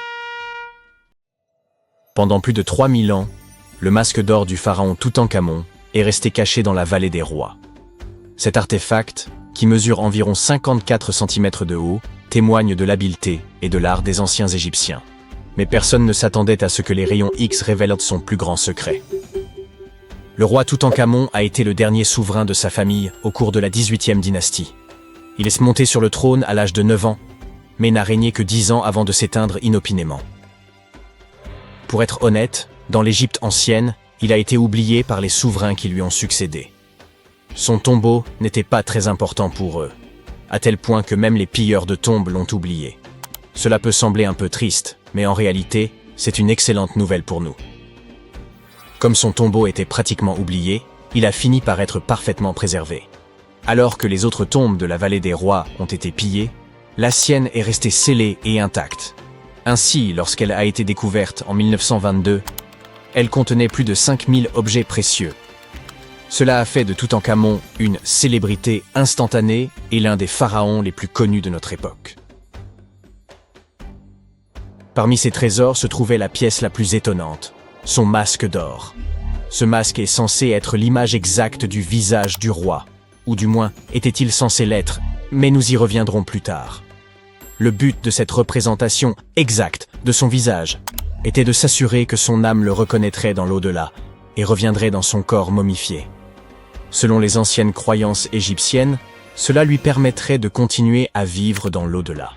Le masque semblait avoir été incroyablement difficile à réaliser, mais sa réelle complexité n'a été révélée que bien des années plus tard. Les premières radiographies du masque ont été réalisées en 1967. À l'époque, ces scans étaient menés principalement motivés par des raisons pratiques.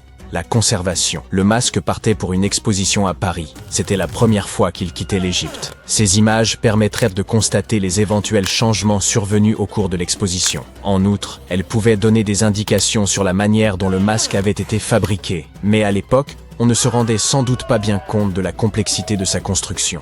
Les orfèvres égyptiens n'utilisaient pas les techniques de soudure modernes. Alors, comment ont-ils fabriqué ce masque ?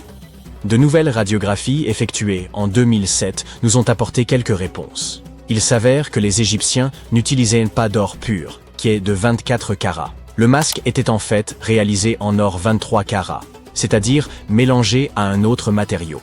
Les spécialistes ont ainsi découvert que ces feuilles d'or contenaient une petite quantité de cuivre, un métal rouge-brun. Cette opération visait probablement à rendre le matériau plus souple et plus facile à façonner. Ils modelaient ensuite les feuilles d'or en les chauffant et en les martelant à plusieurs reprises. Mais le masque renferme un autre secret qui n'a été découvert qu'en 2015. L'année précédente, le personnel du musée égyptien du Caire préparait l'exposition du masque lorsque sa longue barbe fut accidentellement arrachée. Selon un autre scénario, la barbe se serait détachée au fil du temps et serait tombée toute seule. Quoi qu'il en soit, le fait que la barbe du roi Toutankhamon se soit détachée a causé beaucoup de tensions. Après tout, il s'agit de l'une des plus grandes attractions touristiques du Caire, et les experts devaient donc régler le problème très rapidement. Le processus de restauration a commencé par un relevé détaillé de l'état du masque. Pour ce faire, ils ont dû effectuer un scan tridimensionnel complet de l'artefact. Et par hasard, ils ont trouvé quelque chose de très intéressant à l'intérieur. Dans la barbe royale se trouve un tube en or, une structure intrigante que les Égyptiens ont probablement utilisée pour attacher la barbe au reste du masque. Cela prouve une fois de plus que le processus de fabrication de ce masque était encore plus complexe que ne le pensaient les experts. Mais les mystères ne s'arrêtent pas là. Vous vous souvenez que nous avons dit que le masque était censé représenter parfaitement le visage du roi Toutankhamon? Ce n'est peut-être pas tout à fait vrai. Certaines théories populaires suggèrent que le masque n'a jamais été conçu pour lui, et qu'il a été fabriqué pour quelqu'un d'autre. Une étude publiée en 2015 suggère qu'il aurait initialement été confectionné pour une femme pharaon, sa belle-mère supposée, la célèbre et magnifique reine égyptienne Néfertiti. L'indice le plus probant provient d'une inscription sur le masque. À première vue, elle semble bien se référer à Toutankhamon. Mais après un examen approfondi, les chercheurs ont remarqué que quelque chose d'autre avait été écrit sous le nom du roi. Le cachet du nom royal semble avoir été modifié. À l'origine, il portait une inscription que l'on a traduite par « Reine Néfertiti ». Une autre caractéristique du masque d'or de Toutankhamon, passé inaperçu pendant des années, ajoute encore au mystère. Comme nous l'avons déjà mentionné, les experts pensent que les pharaons qui lui ont succédé ne le respectaient pas beaucoup. Les oreilles percées sur le masque sont l'un des indices qui ont amené les archéologues à cette conclusion. Certains chercheurs pensent que le roi Toutankhamon n'aurait pas porté de boucle d'oreille après son enfance. Ainsi, selon leur théorie, lorsqu'il est décédé à l'âge de 18 ans, il n'aurait pas dû être représenté avec les oreilles percées. Cela pourrait également confirmer l'idée que le masque appartenait à l'origine à Néfertiti, ou peut-être à quelqu'un qui n'était même pas lié au roi Toutankhamon. Mais le masque n'est pas la seule source de mystère. En fait, sa tombe entière est truffée d'énigmes. Récemment, des historiens ont découvert un indice indiquant que l'endroit où le roi Toutankhamon était censé être enterré avait été changé à la dernière minute. Pendant des années, les experts se sont demandé pourquoi un pharaon qui a régné pendant 9 ans avait fini dans une tombe aussi simple. Comparé à la grandeur des tombes d'autres pharaons, sa tombe semble un peu ordinaire. L'idée qu'un roi comme Toutankhamon puisse avoir un lieu de repos aussi banal ne correspond pas au pouvoir et à l'importance qu'il devait avoir dans l'Égypte ancienne. Alors, que s'est-il passé? Apparemment, cela pourrait avoir un rapport avec son successeur, le pharaon Haï. Après la mort du roi Toutankhamon, les chercheurs pensent que Haï a fait en sorte de l'effacer de l'histoire de l'Égypte. Une théorie suggère donc qu'il est probablement à l'origine de la décision rapide de placer le corps du roi Toutankhamon dans une tombe plus petite et moins impressionnante. Lorsque les experts ont examiné la tombe d'Haï, ils ont trouvé quelque chose d'intéressant. Un grand mur recouvert de peintures représentant des babouins. Il s'agit du même type d'œuvre d'art que celle que l'on trouve dans la tombe de Toutankhamon. Il semble que ce soit la même personne qui ait choisi les œuvres d'art pour les deux tombes. La conception et la décoration des deux tombes sont presque identiques, ce qui suggère qu'une main commune les a réalisées. Mais il y a une différence essentielle. La tombe d'Haï est digne d'un roi. Elle est beaucoup plus grande et plus somptueuse, même si le style et les œuvres d'art sont similaires à ceux du tombeau de Toutankhamon. Cette théorie suggère donc qu'Haï aurait décidé du contenu des deux sépultures.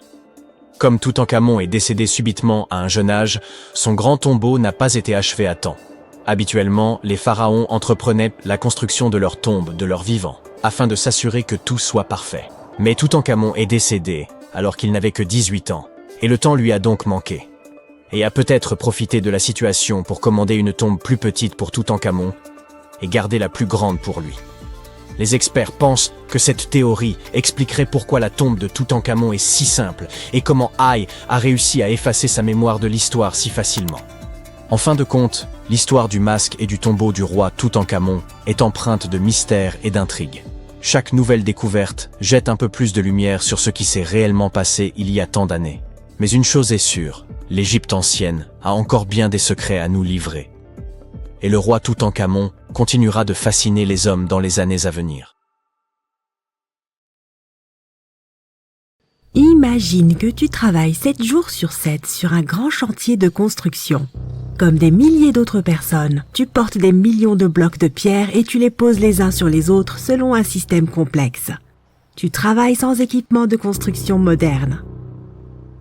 Tu n'as pas de climatisation, ni d'accès permanent à l'eau. Il fait si chaud dehors que tu peux faire frire des œufs sur la route. Tu construis cette pyramide depuis des décennies. Et maintenant, quand elle est enfin terminée, tu apprécies le résultat du travail colossal de milliers de personnes.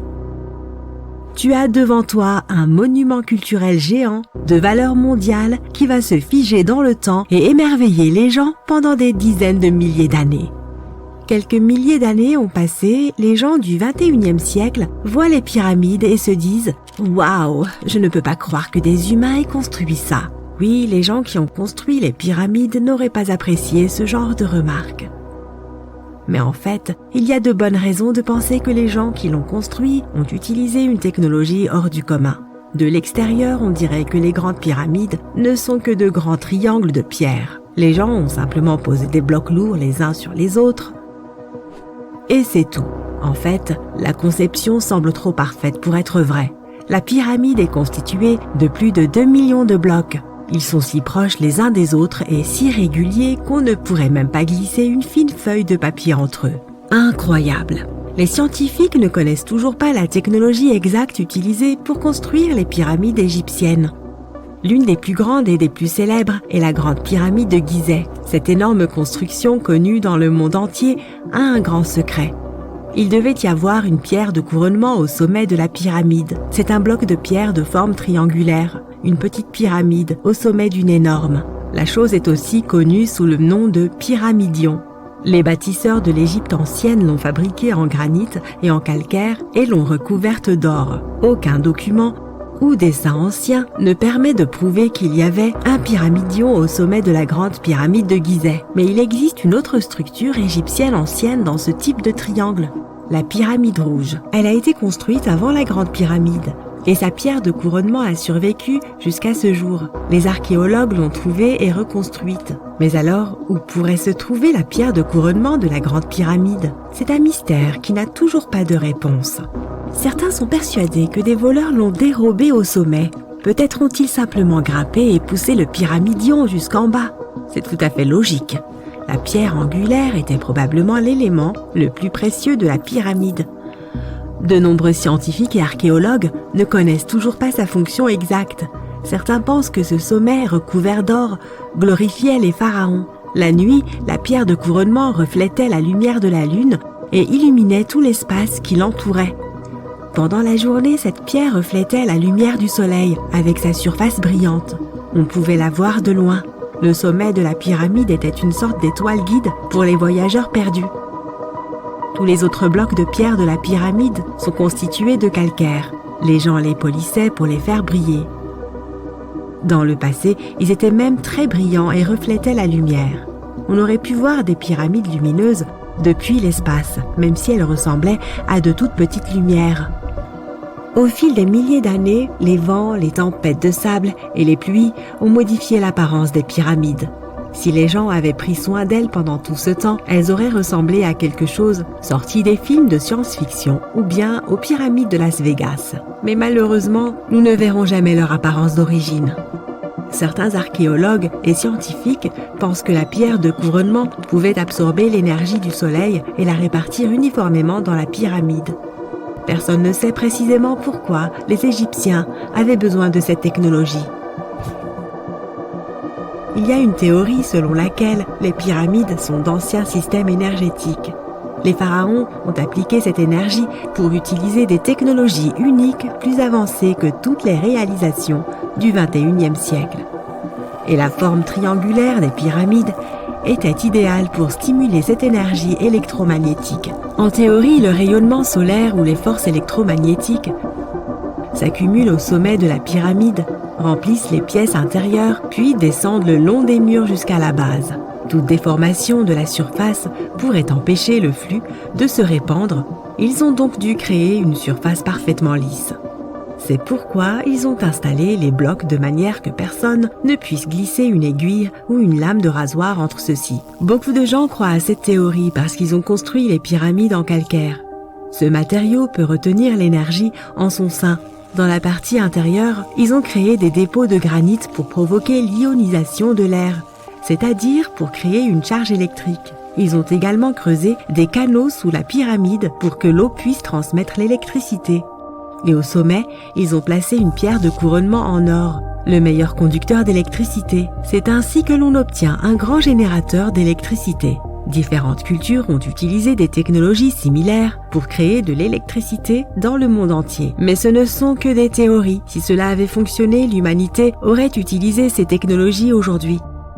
On trouve des traces de l'industrie métallurgique, de la chimie, de l'ingénierie, de la physique, des mathématiques et de l'astronomie dans certains documents anciens. La plupart des scientifiques ne croient pas à toutes ces choses. Nous connaissons les étapes détaillées du développement de ces technologies dans différentes cultures.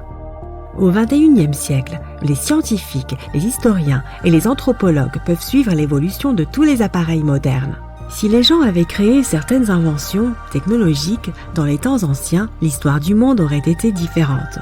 Peut-être que toutes les réalisations de l'Antiquité auraient pu être effacées de la surface de la Terre par des cataclysmes mondiaux. Et cela peut nous arriver à nous aussi. Imagine seulement comment les gens retrouveraient un ordinateur portable dans 5000 ans. Ils ne comprendraient peut-être pas de quel type d'appareil il s'agit. Une autre merveille égyptienne entourée de mystères est la statue du Sphinx. Les Égyptiens l'ont taillée dans une seule pièce gigantesque de calcaire, il y a environ 4500 ans. Mais les scientifiques ne savent toujours pas la date exacte de sa construction ni qui l'a construite. Les Égyptiens ont peint le Sphinx de différentes couleurs, de sorte que son aspect était beaucoup plus brillant et plus vif dans un passé lointain. Il brillait tout comme les grandes pyramides. Quoi qu'il en soit, le temps n'a pas seulement changé son apparence, mais aussi son nom. Au départ, les Égyptiens l'appelaient Ori-Mekhet. Les Grecs l'ont rebaptisé Sphinx quelques centaines d'années après sa construction. Il soulignait la grandeur des souverains d'Égypte. Il remplissait également la fonction symbolique d'un chien de garde qui surveillait la tombe du pharaon et les chemins qui menaient à celle-ci.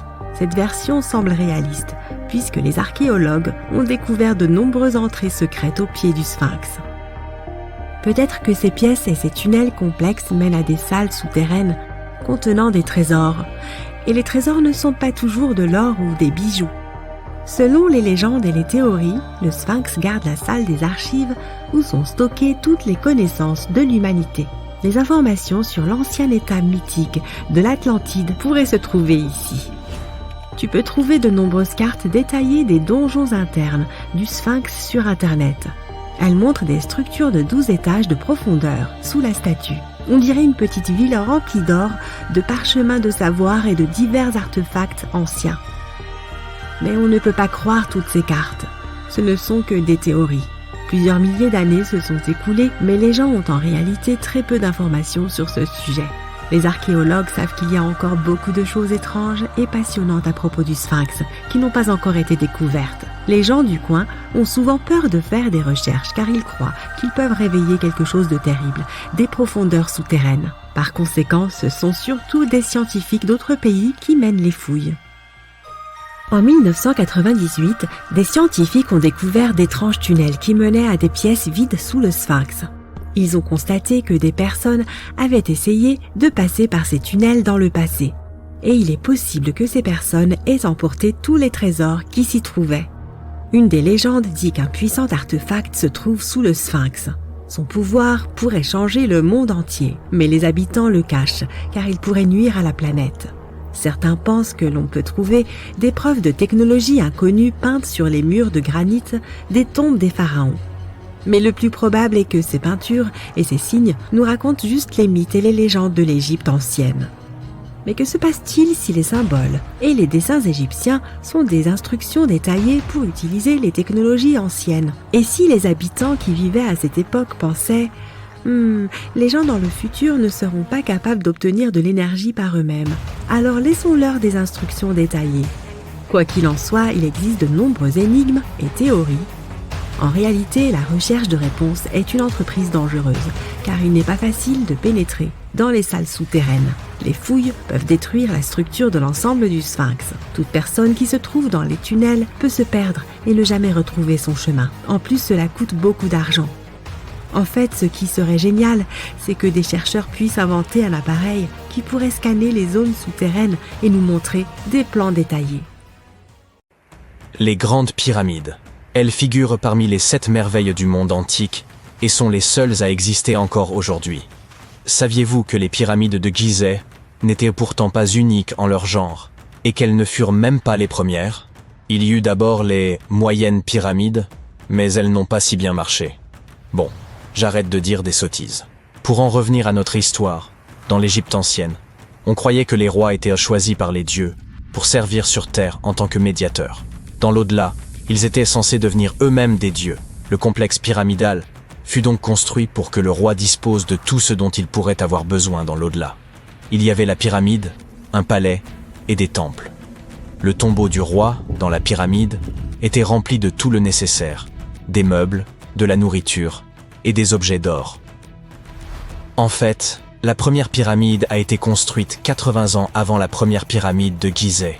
Au total, il y en avait une centaine. Certaines ne furent pas achevées, car la construction prenait du temps, et tous les pharaons ne vivaient pas assez longtemps pour voir la fin des travaux. Parlons maintenant de la construction elle-même. La plus grande des pyramides de Gizeh est aussi haute qu'un immeuble de 40 étages. Comment diable ont-ils réussi à construire une structure aussi massive il y a 5000 ans, bien avant l'apparition des machines et autres équipements? Nous allons voir ça. Le pharaon Khéops est monté sur le trône vers 2575 avant notre ère, et son architecte a commencé la construction de la plus ancienne et de la plus grande des pyramides de Gizeh. Il a calculé qu'il faudrait utiliser plus de 2 millions de blocs de calcaire pour construire la pyramide, chacun pesant environ 2,5 tonnes, soit à peu près le poids d'un rhinocéros. L'architecte voulait terminer la construction en 20 ans. Pour y parvenir, une pierre devait être transportée et placée toutes les 4 minutes, 24 heures sur 24, 7 jours sur 7 et 365 jours par an, sauf les années bissextiles. Il est donc évident qu'il fallut beaucoup d'ouvriers pour réaliser ce projet. Beaucoup pensent que ce sont des esclaves qui ont travaillé sur le chantier de la pyramide, mais ce n'est pas vrai. Des ouvriers sont venus de toute l'Égypte pour contribuer au chantier, soit environ 25 000 personnes. Les Égyptiens effectuaient toutes sortes de travaux, du travail manuel à la fabrication d'outils en passant par le travail administratif. Ils travaillaient tous environ 10 heures par jour, étaient logés et bien nourris, et menaient globalement une vie plus confortable que celle qu'un Égyptien moyen pouvait s'offrir à l'époque. On suppose qu'ils vivaient dans une ville provisoire située non loin et qu'ils formaient une communauté organisée dirigée par un chef puissant. Les pyramides semblent avoir été conçues pour s'aligner sur les points cardinaux et leur côté symbolise les rayons du soleil. Mais à l'époque, il n'y avait pas de boussole. Les anciens Égyptiens calculaient eux-mêmes les directions, et ce avec une précision étonnante. Pour aligner les pyramides, ils utilisèrent 2 constellations. Le chantier était situé sur la rive ouest du Nil. Cela avait également une signification symbolique. Le soleil se couche à l'ouest, et la vie devait nécessairement en faire autant. La deuxième pyramide de Gizeh fut construite pour le fils de Khéops, le pharaon Khéphren. Elle est un peu plus petite, mais c'est elle qui abrite la célèbre statue du sphinx sans nez. Bien sûr, à l'origine, il avait un nez. Je vous raconterai bien ce qui lui est arrivé, mais c'est encore un mystère, personne ne le sait vraiment. Les sphinx ont un corps de lion et une tête d'homme. On les considérait comme les gardiens de lieux importants. Ce célèbre sphinx porte la tête du pharaon Khéphren et garde sa pyramide, face au soleil levant. Le sphinx est l'une des plus grandes et des plus anciennes statues du monde. À l'origine, il n'avait pas seulement un nez, il était aussi coloré. Les scientifiques ont découvert des traces de couleur rouge sur son visage. Il est donc fort probable que le sphinx ait été peint de cette couleur. Il y a également des traces de jaune et de bleu sur son corps. Une statue plutôt sympa. Jusqu'en 1800 environ, le sphinx était enterré jusqu'aux épaules, mais un aventurier accompagné d'une équipe de 160 hommes le déterra. Mais revenons à notre chantier. Les ouvriers avaient bien sûr besoin de blocs de pierre. Il y avait 2 endroits principaux où l'on pouvait s'en procurer. L'un d'eux se trouvait à proximité du site. Mais cette pierre jaune, tapissée de fossiles, ne convenait que pour l'intérieur de la pyramide. Les blocs de calcaire destinés à l'extérieur furent transportés sur 13 km grâce à des traîneaux de 2,5 mètres de long. Apparemment, il n'était pas trop difficile de les tirer. On mêlait de l'eau à la bonne quantité de sable et ça glissait bien. 10 personnes suffisaient pour tirer un traîneau transportant une grosse pierre. Étonnamment, couper des blocs de calcaire n'était pas le plus difficile. Dans le sol, le calcaire est mou et peut être fendu assez facilement. Mais après avoir été exposé à l'air, il durcit. Le plus difficile fut donc de façonner tous ces blocs. Cette étape était cruciale, car la moindre imprécision pouvait entraîner l'effondrement de toute la pyramide. Bien, ces pierres calcaires étaient extraites, transportées sur un traîneau, façonnées. Et ensuite quoi ? Comment les disposer ? C'est encore un mystère. Les archéologues ont découvert les vestiges d'un système de rampes datant de l'époque de la construction des pyramides. Les historiens s'accordent donc à dire que les Égyptiens ont très probablement conçu un système unique pour déplacer et tirer ces énormes blocs. L'opinion la plus répandue est qu'il y avait plusieurs rampes autour de la pyramide. Il y avait probablement une rampe centrale avec 2 escaliers de chaque côté, construits directement sur les pierres de la pyramide. La rampe grandissait au fur et à mesure que la pyramide s'élevait. On pense que certains ouvriers gravissaient les escaliers en tirant des pierres sur des traîneaux de bois. Mais ce n'est qu'une hypothèse parmi d'autres. D'autres affirment que les rampes se trouvaient autour de la pyramide. D'autres encore qu'elles se trouvaient à l'intérieur. Peut-être que nous ne le saurons jamais, et que le mystère restera entier pour toujours. Le calcaire extérieur de la pyramide était poli avec du sable et de la pierre pour qu'il brille. Au sommet, il y avait un pyramidion en or et en argent, qui scintillait sur l'Égypte comme un deuxième soleil. Voilà comment on occupait son temps il y a 5000 ans. Parlons maintenant de l'intérieur. Curieusement, il n'y a pas grand-chose à l'intérieur de la pyramide. En très grande partie, il s'agit de pierres massives, avec très peu d'espace ouvert. Mais jetons un coup d'œil rapide. Depuis l'entrée, il y a 2 escaliers, l'un qui descend, l'autre qui monte. Ils nous mènent aux chambres. Il y en a 3 à l'intérieur. Pourquoi ? Apparemment, une chambre funéraire devait être toujours prête au cas où le pharaon aurait rendu l'âme avant la fin des travaux. À mesure que les travaux avançaient, d'autres chambres étaient reconstruites. La dernière était la principale, c'était la chambre du roi, celle où repose Khéops. C'est la plus grande pièce, au cœur de la pyramide, et un grand passage y mène.